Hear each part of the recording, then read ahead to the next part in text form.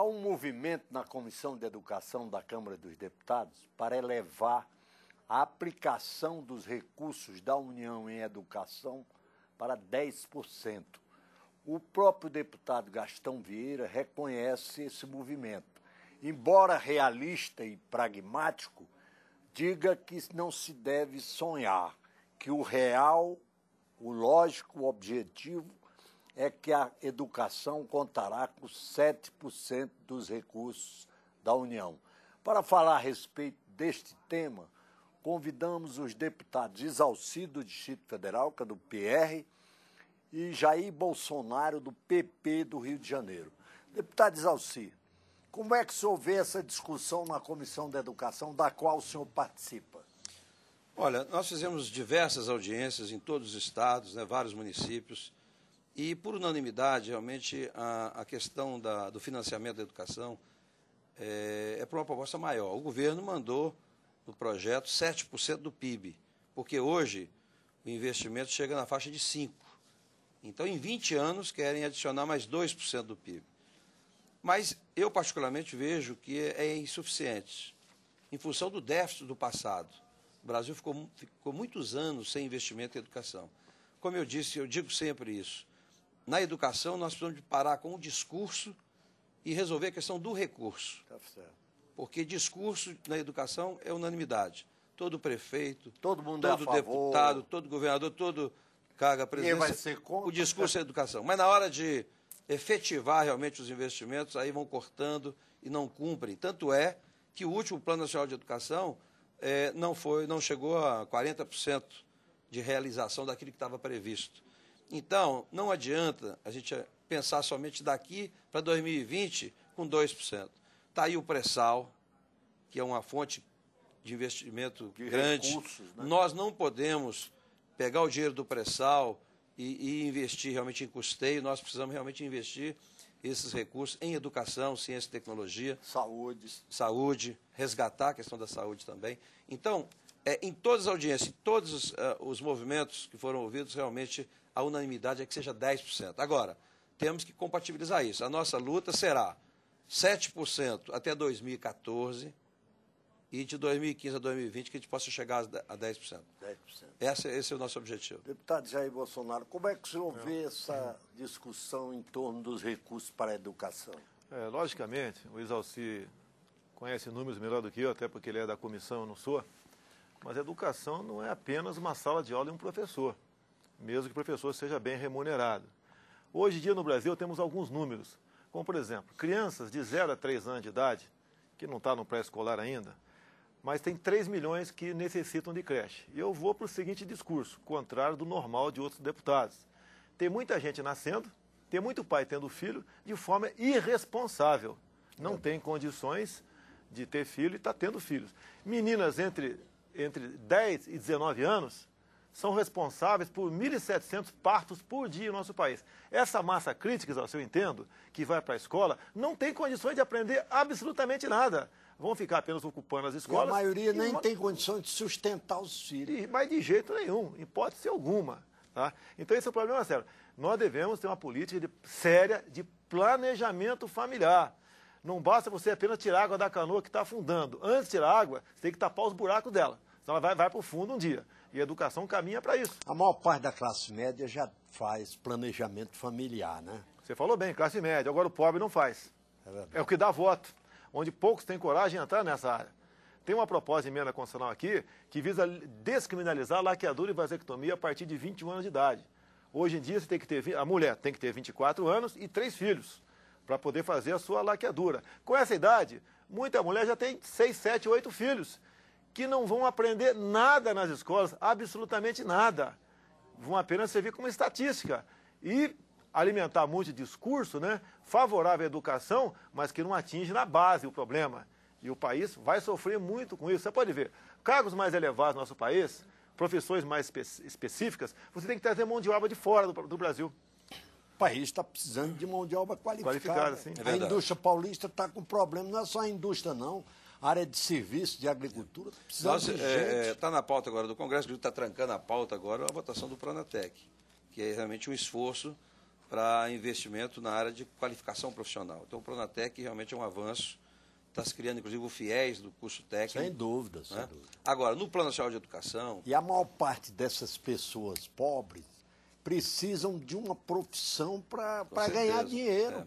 No Brasil, poder tem essa inversão. financiar até a própria educação. No Brasil tem essa inversão. Quer dizer, enquanto os países desenvolvidos, você tem praticamente 5 técnicos para um graduado. No Brasil, é o contrário. Você tem 5 graduados para um técnico. Então, acaba faltando no mercado. Fora a questão dos investimentos. Você já não tem mais engenheiro, você não tem mais químico. Então, falta investimento e incentivo. Por Nos exemplo, países desenvolvidos, são 4 de curso superior e 1 de nível médio. 4 técnico para um graduado. 1 de nível médio. Lá tem mais técnico do que aqui no Brasil. Mas o que eu quero dizer é o seguinte... Europa, Estados Unidos... o que eu quero dizer é o seguinte... Hoje, as pessoas não querem mais ser professor com salário. Você vê, 6 estados entraram com ação de inconstitucionalidade questionando o piso salarial do professor, que é R$1.000 e poucos. Então, é evidente, quando você fala em 10% do PIB, na realidade isso é um sonho, mas que nós temos que tentar aprovar. Mas isso implica também numa aprovação da reforma tributária, porque os estados e os municípios não têm condição de absorver e assumir este compromisso sem uma reforma tributária, né, nos estados e municípios também. O programa Brasil em Debate houve os deputados Isalci, do PR do Distrito Federal, e Jair Bolsonaro, do PP do Rio de Janeiro, sobre os problemas da educação no Brasil. Deputado Bolsonaro, Isalci, esse programa é também transmitido pela Rádio Câmara. Pois não, Isalci, eu acho que nós devemos também colocar nesse caldeirão da educação que no ensino do primeiro grau, a maioria da garotada vai atrás da merenda e não do saber. Esse é um problema sério. Um garoto que vai para a escola com a barriga vazia não vai aprender nada até o recreio. Tá? Uma outra coisa também, pesquisas de escolas públicas do primeiro grau de São Paulo.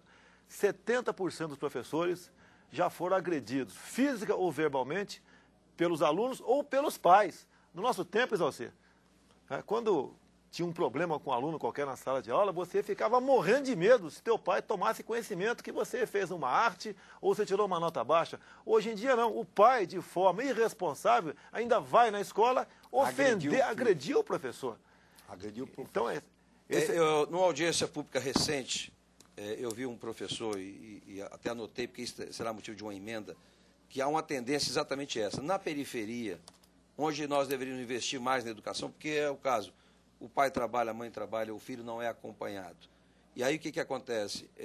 A situação da escola da periferia é problemática. Os alunos são diferentes realmente em termos de educação. Muito diferente. Então você tem que ter assistência social, você tem psicólogo, porque realmente o professor é tratado dessa forma.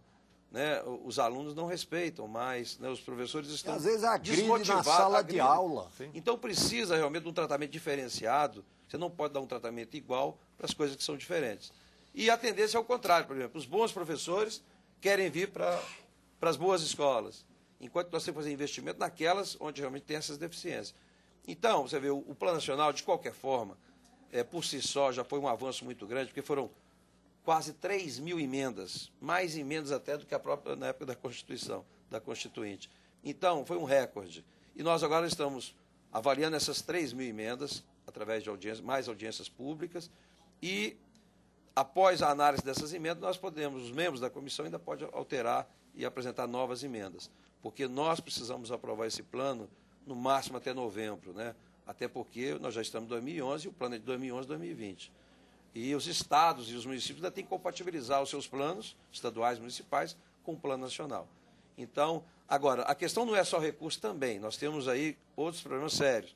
Valorização do professor, estimular o professor, incentivar a carreira, porque hoje realmente o professor... Não devia haver um programa nacional do MEC, do Ministério da Educação, para a qualificação dos professores a nível nacional? Não tem como você ter um bom professor e valorizar o professor se você não tiver realmente formação, educação inicial e continuada, né, e condições de trabalho. Não adianta colocar o professor sem estrutura. Então, na era hoje, a era tecnológica, não faz sentido mais numa sala de aula apenas o giz e o quadro, né? Você tem que ter tecnologia. Você tem que aproveitar a tecnologia para universalizar o acesso. Agora, com parceria. Por exemplo, no Plano Nacional, na última audiência pública que nós discutimos, 75% dos alunos do curso superior está em iniciativa privada. E praticamente a iniciativa privada não participou, não está no Plano Nacional de Educação.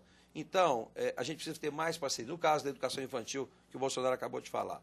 Se você não fizer parceria com a iniciativa privada, com as empresas, dificilmente o governo terá recurso para acomodar todos os alunos. Deputado Jair Bolsonaro, o que o senhor acha desse total de recursos, desse percentual de recursos? O senhor acha que devia ser 7% ou 10%? Eu deixo a parte numérica para o Isalci discutir, porque ele é efetivamente da comissão. Eu acho que é muito mais importante até do que 7 ou 10 é o aluno na sala de aula. As salas são superlotadas. Olha um caso que não é isolado, aconteceu comigo o ano passado.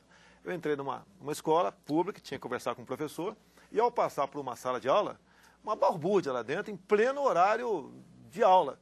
E um aluno na porta se referiu a mim: ô coroa, o que está fazendo aí?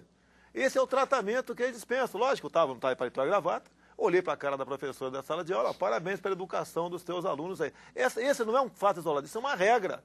O aluno hoje em dia não respeita mais o professor também, até porque o professor não tem meios de fazer respeitar perante o aluno. Então, sem hierarquia, sem disciplina, você não tem como levar a educação avante. Não se aprende nada. É uma norma. Até o próprio MEC defende esses livros que falam errado aí. O ministro não se pronuncia. Até me perguntaram outro dia, num livro de matemática, né? 10 menos 7 são 4. Eu elogiei o MEC. Ó, bateu na trave, pelo menos, né? Está acertando. 7 são 4. Eu tenho que ir para... Aí é tabuada. Eu tenho que ir para a ironia. Você pega o moleque, 8 vezes 7, ele não sabe responder, da 8ª série. No nosso tempo, a gente sabia fazer isso, muito mais coisa. Você, quando o professor chegava, a professora, você se levantava, tá? Você, quando saía, mesma coisa. Quantas vezes, né, o colega nosso fazia xixi na sala, ali nas calças, porque tinha com medo de pedir o professor para ir ocupar o banheiro. É um sinal de respeito. Muitos falam que isso aí é uma coisa de ditadura, né? Mas era respeito, até porque a nossa geração tem uma outra educação bem melhor, nem se compara sem dúvida com a de hoje, sem qualquer comentário tocante a isso aí. Agora, muitos acham que a educação que eu tive, por exemplo, na minha juventude, no Liceu do Ceará, que era um colégio organizado de acordo com Pedro II do Rio, né? Todos os liceus estaduais eram organizados de acordo com o exemplo do Pedro II, que era o colégio, desde o Império, era o colégio modelo no Brasil, né? Aqui, eu ainda peguei uma fase aqui em Brasília, onde realmente as melhores escolas eram as escolas públicas, nos anos 70, né? Mas o que acontece? Houve uma deterioração de qualidade. Mas em função de quê? Falta de recursos, porque universalizou, né? O país conseguiu colocar em sala de aula praticamente o ensino fundamental, quase que... A população que estava marginalizada. Mas os recursos continuaram os mesmos, esse é o problema. Então, houve um avanço muito grande na universalização e o recurso continuou o mesmo. Então, quer dizer, é inconcebível. Qualidade envolve recurso, né? Então, não se esperava admitir essa qualidade para essa universalização. Inclusive, investimento nos professores, né? Os professores, para melhorar o nível deles. Melhorar, inclusive, o professor precisa ser mais bem qualificado na pedagogia, né? Ele tem que... Modificou, né? Mudou a realidade do país. Então, isso envolve, inclusive, trabalhar a questão da carga horária, da grade horária, do curso de pedagogia também, né? O professor precisa ser ampliado, né, essa carga do professor, porque hoje o professor é quase que bico, né, com o salário que está aí. Então, está no Plano Nacional de Educação, uma das metas, né, de chegar realmente o salário do professor a um valor médio do que se paga para os demais profissionais no mercado. Esse é um desafio também que depende de recursos. A TV Câmara ouve os deputados Isalci, do PR do Distrito Federal, e Jair Bolsonaro, do PP do Rio de Janeiro, sobre os problemas da educação brasileira. Esse programa é também exibido, aliás, transmitido pela Rádio Câmara. Deputado Jair Bolsonaro. Olha, como se não bastasse os problemas da educação, que são muitos, e eu louvo aqui a atitude do Isalci nessa questão, tem uma questão que tem muito afeto a mim, até porque eu fiquei como exposto na mídia, né? Respondi processo, etc. Acabei de ser absolvido no Conselho de Ética, uma proposta dos deputados do PSOL, onde tem um deputado homossexual assumido, em outro que arranja milhões para o movimento LGBT. Vai ser realizado agora em dezembro, aqui em Brasília, né, a segunda conferência LGBT, onde vão tratar entre outros assuntos, voltados para a educação. Escuta aqui, Zalci, se você vai acreditar nisso daqui. Publicado em Diário Oficial da União, tá certo? Um item aqui. Como eles vão fazer a distribuição de livros para bibliotecas escolares com a temática diversidade sexual para o público infanto-juvenil. Pergunta, são 180 itens. O que vai somar para a educação isso aí? Infanto é até 10 anos de idade. Então, é primeiro grau. Inclusive, estuda-se aqui a possibilidade, Zalci, que você não vai acreditar agora, da criação de cota para professor homossexual em escola pública do primeiro grau. Tá? É o item aqui 1.1.2 do Plano Nacional de Direitos Humanos LGBT. Eles querem que um garoto, a partir dos 6 anos de idade, veja um professor drag queen e ache aquilo uma coisa normal. Eu nunca vi ninguém prestar concurso público no nosso país, seja para que for, e não tomar posse por causa da sua opção sexual. Tá? Tem mais ainda, cria bolsa de estudo para a juventude LGBT. Cria estágio remunerado para a juventude LGBT. Isso está sendo discutido agora em dezembro aqui em Brasília.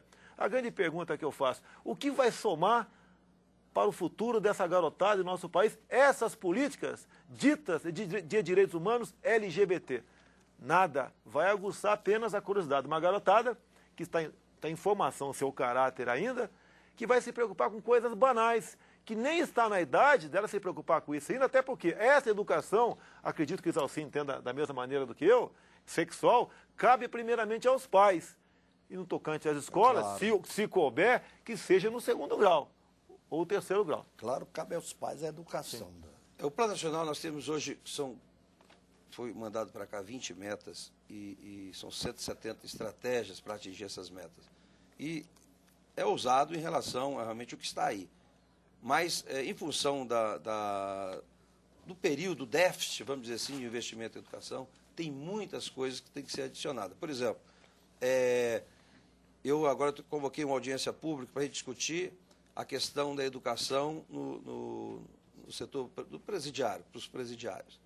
Não se justifica as pessoas ficarem 3, 4, 5 anos no presídio, simplesmente sem ter oportunidade, inclusive, de depois voltar, né, e ingressar no mercado de trabalho.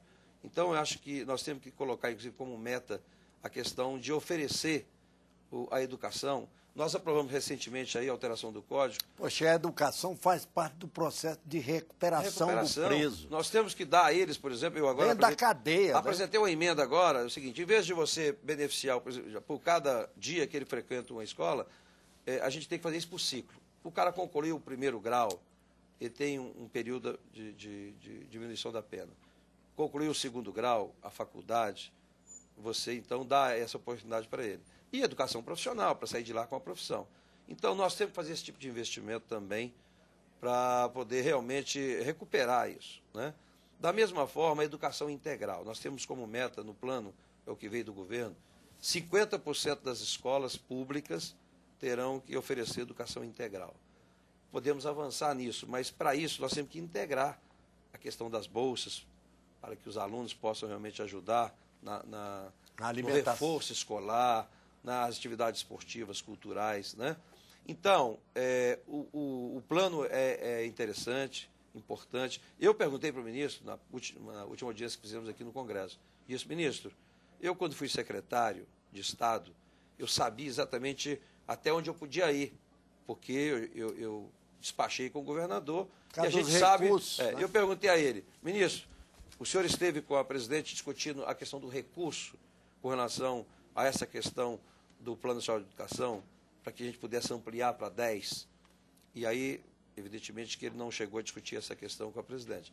Mas eu acho que existem formas, e evidentemente é o papel nosso de buscar alternativas, porque além do pré-sal, nós temos aí a questão que o Brasil paga de juros hoje no sistema financeiro, é uma coisa assim absurda. Os juros mais altos do mundo. Então, a dívida nossa, os juros que pagamos... Os bancos têm balancetes com lucros... Por que não, então, talvez negociar, né, assim como tem o mercado futuro, negociar o mercado futuro do petróleo, para que a gente possa já diminuir essa dívida, consequentemente melhorar a balança também e poder investir em educação. Somos nós, contribuintes, que pagamos essa conta, né? E tem já tem dados oficiais que para cada investimento em educação, para cada 1% do PIB investido em educação, isso rende 1,85 PIB que retorna para a economia.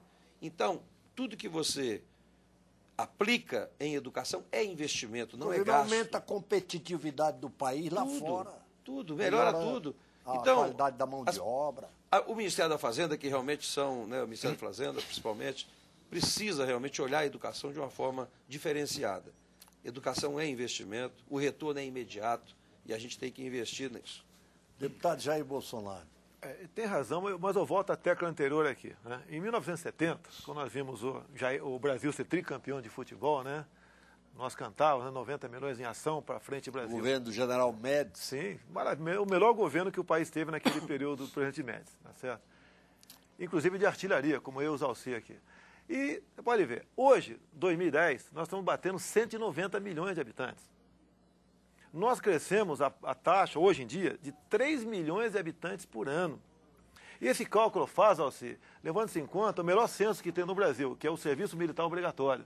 Que a garotada, os homens, são obrigados a se apresentar, né, naquele primeiro quadrimestre do ano que ele completa 18 anos. Então, esse ano, Alci, são 1.600.000 jovens, homens, que se alistaram estão sendo peneirados, onde apenas 5%. 18 anos. Apenas 5% vai servir, quase todos voluntários. Inclusive, eu estou tendo conversa com o comando do Exército, no sentido de ampliar o alistamento militar obrigatório para as mulheres também.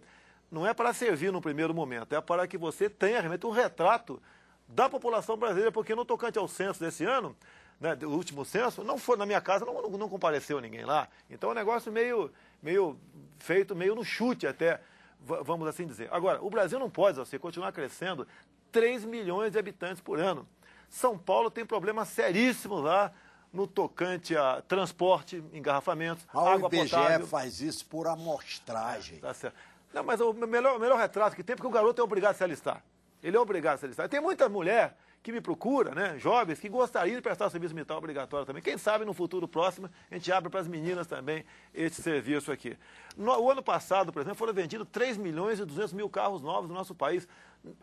Já tem aterros sanitários, os aterros sanitários já estão saturados no nosso país, não tem onde botar mais lixo. E a população crescendo ocupa exatamente a área que é agricultável, não ocupa morro. Morro só nas grandes concentrações urbanas, como o estado do Rio de Janeiro, que já está completamente ocupado também. Então nós devemos botar um freio nesse crescimento populacional, porque você atinge positivamente não só a educação, você combate aí sim a fome, a miséria e uma coisa muito importante, a violência. Então a questão da educação passa nesse caldeirão para você botar um montão de ingredientes lá dentro, para você fazer um bom produto lá na frente e não apenas discutirmos a questão do percentual, que é importante, mas que não atinge o objetivo. Você apenas resolve um problema dessa grande questão, que é a deseducação em nosso país. Agora, um dos grandes problemas que nós temos que encarar e resolver no plano é a questão da gestão. Né? A boa aplicação dos recursos. Não só a boa aplicação, como a gente está vendo aí, vários desvios de recursos na merenda escolar, em todas as áreas, mas também na gestão da própria escola. No DNT, né? Não, de um modo geral, mas eu digo que na merenda escolar recentemente... de Infraestrutura. Mas recentemente saiu um antigo imprensa, DNR. Sim. Muda seu nome. Saiu na imprensa recentemente. O nome é famoso também. Saiu recentemente na imprensa aqueles desvios lá com as primeiras damas, inclusive, envolvidas com merenda escolar, merenda perdendo na escola, merenda com tudo vencido, né? E os alunos sem merenda. É como disse o Bolsonaro, tem muitos alunos que não têm recurso em casa para alimentar. Então ele vai para a escola e a alimentação normalmente, às vezes, é a própria merenda só, né? Então, nós temos que questionar e trabalhar muito a questão da gestão. Fala-se muito em gestão democrática apenas. Aqui nós tivemos uma experiência em Brasília, nos anos 94, 95, onde a eleição para diretor de escola, inclusive da universidade, não tinha pré-requisito nenhum. Qualquer funcionário poderia participar da gestão e ser candidato a diretor da escola. Não tenho nada contra as merendeiras, até porque minha mãe foi merendeira de escola pública. O diretor da escola tem que ser um professor, A minha mãe foi merendeira de escola pública, mas ela não estava preparada para ser diretora de escola. É claro. Aqui em Brasília, em 94, 95, algumas escolas, com essa política de gestão democrática, da forma como foi feito, várias merendeiras ganharam a eleição para diretora. Então, isso nós temos que mudar, nós temos que colocar os pré-requisitos. Para ser diretor de escola, tem que ser profissional, tem que ser da área, mas tem que ter ser curso de professor, formação, né? tem que ser professor, mas tem que ter também curso de gestão. Não adianta ser professor de História e Geografia e querer dar uma escola para ela administrar, ela tem que estar preparada para isso. Né? Então, esse é um assunto Nosso também... tempo está esgotado. Ok, mas é um assunto Só, muito sério. só falar o seguinte, nos colégios militares, tá, nós somos agora campeões em matemática. Então, a disciplina que há no colégio militar tinha que, em parte, ser levada para a escola pública para você realmente ter atingir um nível satisfatório. Mas as escolas militares no Brasil têm fama de bom nível de educação. Sempre tiveram. Bom, eu queria aqui agradecer a presença dos deputados Isalci, do PR do Distrito Federal, e Jair Bolsonaro, do PP do Rio de Janeiro. Muito obrigado pela audiência e até o próximo Brasil em Debate.